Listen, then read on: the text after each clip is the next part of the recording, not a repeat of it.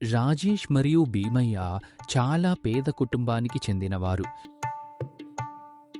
ప్రతిసారి పంట చేతికి రాగానే పాడైపోతుంది. కానీ ఈసారి పంట బాగా పండింది. ఇద్దరూ పంటని చూసి చాలా ఆనందంగా ఉన్నారు. ఈసారి పంట బాగా పండింది నాన్నా. ఇది మనం కష్టపడినందుకు ఫలం బాబూ. కానీ కొద్దిసేపటికే నల్ల మబ్బులు కమ్ముకున్నాయి. పెద్ద పెద్ద ఉరుములతో వర్షం పడుతుంది. అయ్యో దేవుడా, ఏంటి ఈ వర్షం? ఈ వర్షంతో మనం పండిన పంటంతా నాశనం అవుతుంది. అయ్యో! భీమయ్య మరియు రాజేష్ తలరాతను ఎవ్వరూ మార్చలేరని అక్కడి నుండి వెళ్ళిపోతారు.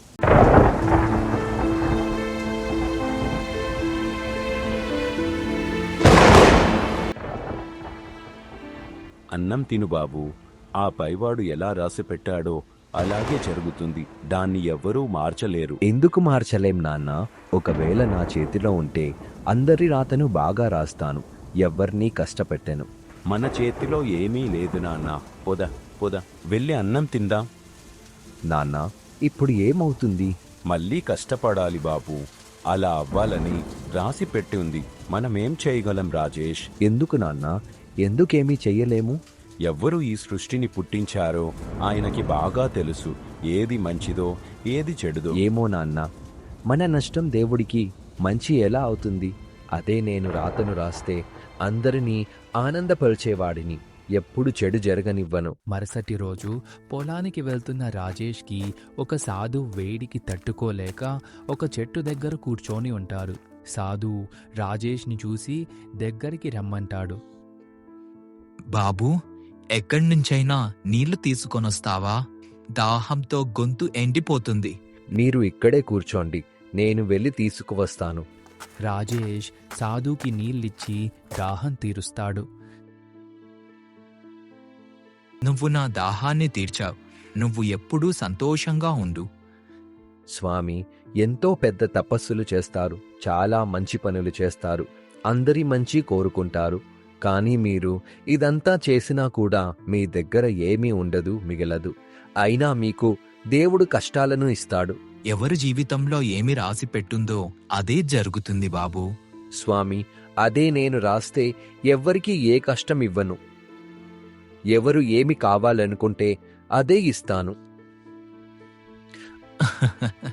బాబూ, ఆలోచించడానికి బాగుంది, కానీ పైవాడికి తెలుసు ఎప్పుడు ఎవరికి ఏమివ్వాలో, ఎప్పుడు సుఖం ఎప్పుడు దుఃఖం ఇవ్వాలో ఆయనకి బాగా తెలుసు. అసలు దుఃఖం ఎందుకు ఇవ్వాలి? అందరూ సంతోషంగా ఉంటే ఎంత బాగుంటుంది కదా స్వామి. బాబూ, ఈ సృష్టిని అర్థం చేసుకోవడం అంత సులభం కాదు. ఇక నేను వెళ్తున్నాను. సుఖంగా ఉండు. స్వామీజీ అక్కడి నుండి వెళ్ళిపోతారు. రాజేష్ కూడా ముందుకు వెళ్తూ ఉంటాడు. కానీ దారి మధ్యలో ఒక పెన్సిల్, ఒక కాగితం కనిపిస్తుంది. చూడ్డానికి విచిత్రంగా ఉంటుంది. చాలా విచిత్రంగా ఉంది ఈ పెన్సిల్.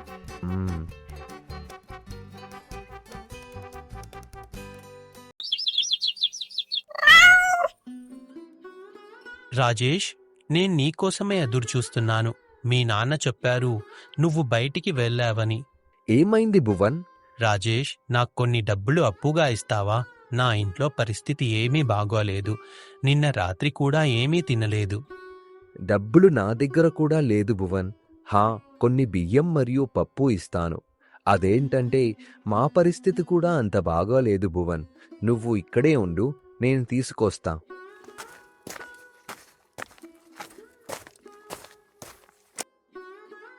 నాన్నా, ఈరోజు కూర లేదా? ఇంట్లో కూరగాయలు కొనడానికి డబ్బు లేదురా. ఏమీ కాదులే నాన్నా, దీన్నే నేను ఇలా అనుకొని తింటా. పూరి, ఆలు కర్రీ, పప్పు అన్నం, పెరుగు, కేసరి అన్నీ ఉన్నాయి నాన్నా.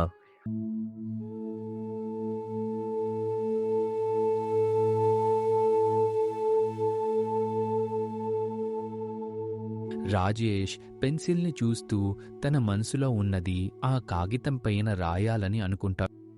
తను పెన్సిల్తో రాయడం మొదలు పెడతాడు. నేను ఎప్పుడు దాకా ఈ భోజనం తినాలి?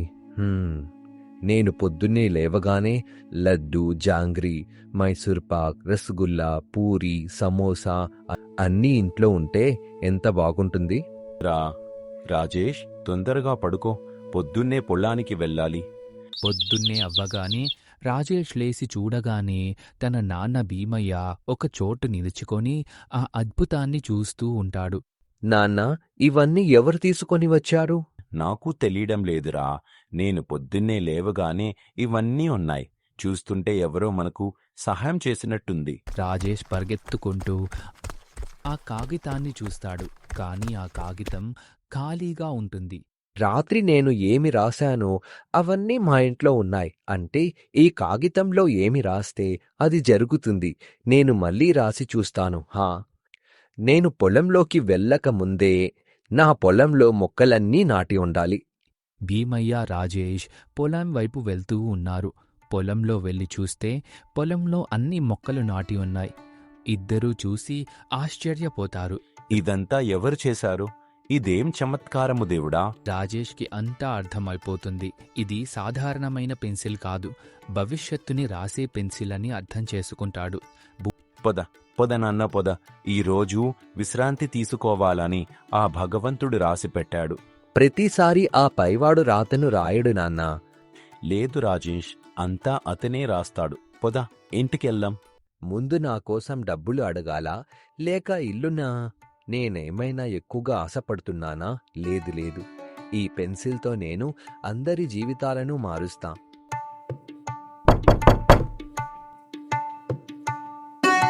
నాకు డబ్బులు కావాలి రాజేష్.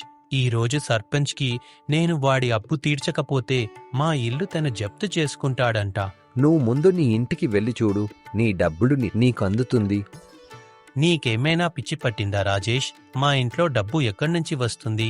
ఎలా చెప్పానో అలా చెయ్యి. నన్ను నమ్ము భువన్. నేను ఎప్పుడైనా నీతో అబద్ధాలు చెప్పానా? వెళ్ళు. సరేరా, వెళ్తున్నాను.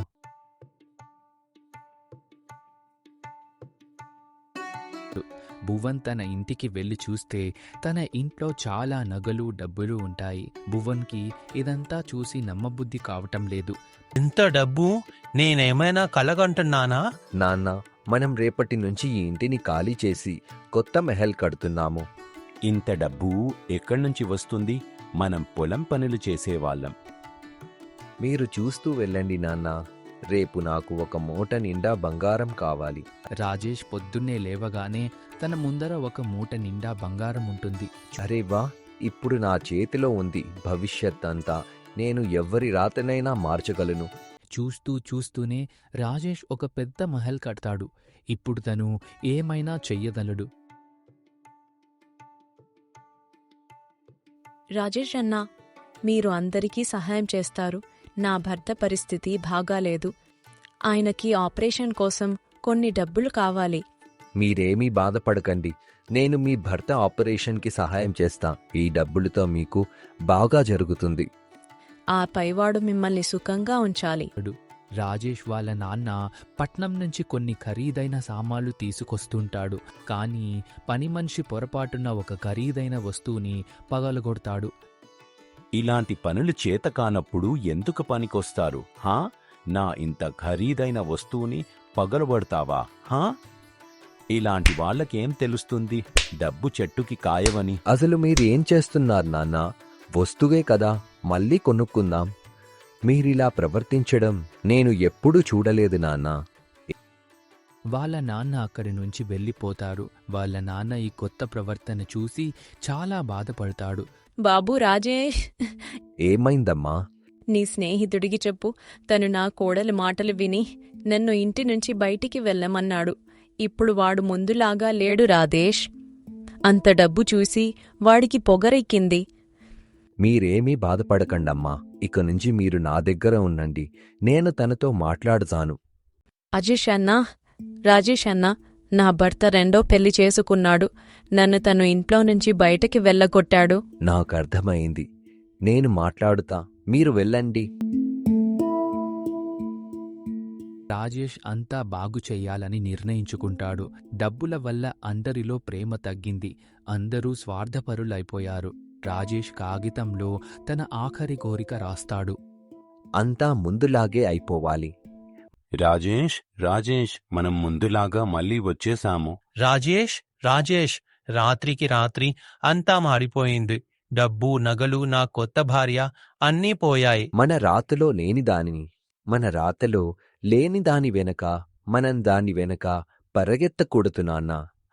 ఎవ్వరికైనా కష్టపడకుండా అన్నీ దొరుకుతాయో తన అహంకారం తలకెక్కుతుంది.